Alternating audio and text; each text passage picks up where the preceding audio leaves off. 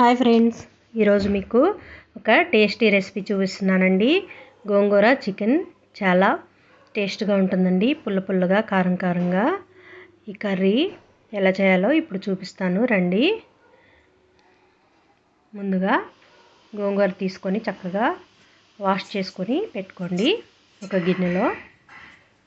ఇప్పుడు ఇందులో ఉల్లిపాయ ముక్కలు, పచ్చిమిర్చి ముక్కలు యాడ్ చేసుకోండి. ఒక టమాటో కూడా ముక్కలుగా కట్ చేసుకొని యాడ్ చేసుకోవాలి.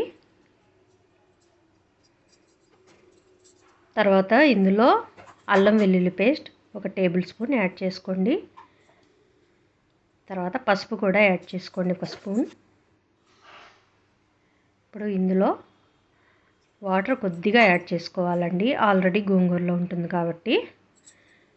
ఇప్పుడు ఉడికించుకోవాలి చక్కగా. చూడండి, ఈ విధంగా ఉడికినాక ఇందులో ఇప్పుడు మనము సరిపడా ఉప్పును కూడా యాడ్ చేసుకోండి. చక్కగా మిక్స్ చేసుకోండి.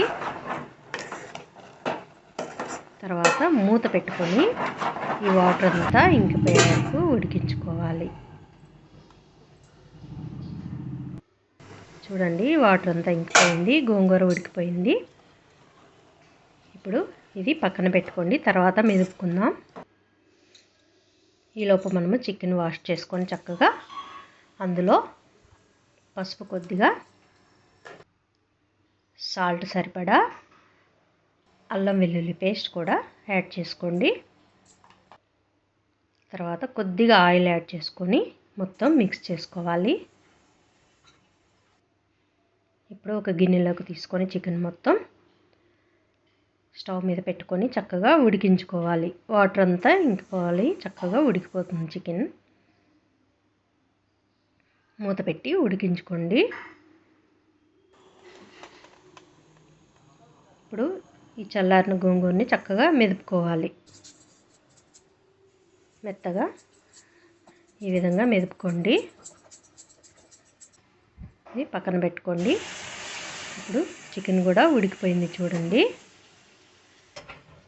ఇప్పుడు స్టవ్ మీద ఒక గిన్నె పెట్టుకొని అందులో 2 టేబుల్ స్పూన్ల ఆయిల్ యాడ్ చేసుకోండి.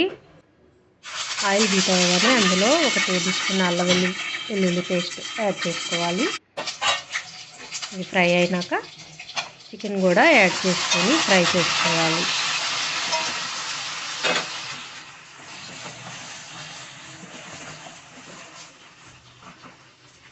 కొద్దిగా కలర్ చేంజ్ అవనియండి ఈ విధంగా. ఇప్పుడు ఇందులో కారం కూడా యాడ్ చేసుకోండి, మీ రుచికి సరిపడా యాడ్ చేసుకోండి. నేను 3 టేబుల్ స్పూన్స్ యాడ్ చేసుకున్నాను. గోంగూరలో కారం ఎక్కువగా ఉంటేనే బాగుంటుందండి. ఇప్పుడు మూత పెట్టుకొని చక్కగా ఫ్రై అవనియండి. చూడండి, ఇప్పుడు ఇందులో ధనియాల పొడి కూడా యాడ్ చేసుకోవాలి.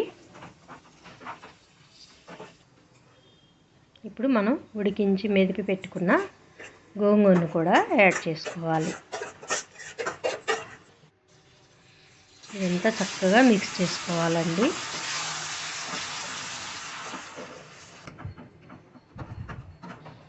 ఇప్పుడు మూత పెట్టుకొని ఒక 2 మినిట్స్ బాగా ఉడకనియండి లో ఫ్లేమ్లో.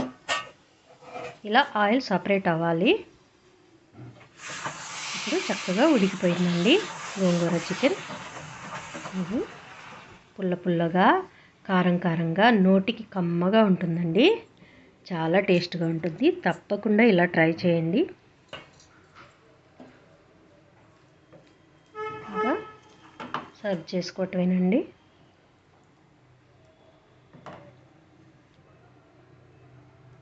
ఇది గోంగూర మటన్ రుచిలో ఏమాత్రం తీసిపోదండి. గోంగూర చికెన్ నచ్చిందా అండి? నచ్చితే ఒక లైక్ ఇవ్వండి. నా ఛానల్ని సబ్స్క్రైబ్ చేసుకోండి. ఓకేనా ఫ్రెండ్స్? బాయ్.